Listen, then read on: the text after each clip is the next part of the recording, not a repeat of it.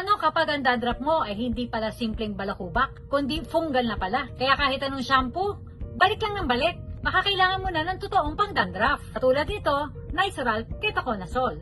Yo, I'm Sa DB, your pharmacist. Let's talk about Nizoral Shampoo. Isang antifungal shampoo na kilalang kilala sa Pilipinas. Ang active ingredients nito ay ketoconazole, a strong antifungal agent na tumutulong labanan ang balakubak.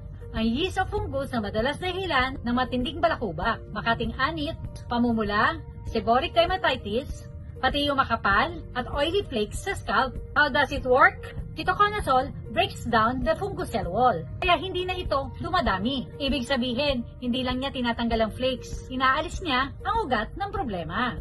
Paano ba ito gamitin? Wet your hair na mabuti. Apply small amount of Nizoral shampoo on the scalp. Focus mo sa itchy at flaky areas. I-massage mo siya ng 3 to 5 minutes. Huwag mo ito kagad babanlawan ha. Kailangan ng panahon para kumapit ang ketoconazole.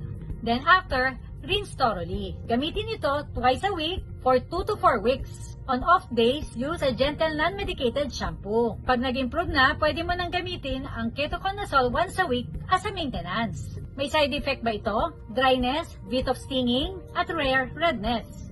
Pero kung sobrang kati at burning or mas lumalala, stop and consult dermatologist. So kung paulit-ulit ang dandruff mo, oily, itchy, or red ang scalp, baka fungus na talaga ang kalaban. At kapag fungus, hindi na enough ang regular shampoo. Nizoral Ketoconazole helps treat the real cause para bumalik ang healthy, clear, at confident scalp mo. Laging tandaan, I'm your trusted pharmacist. Alamin muna bago gamitin.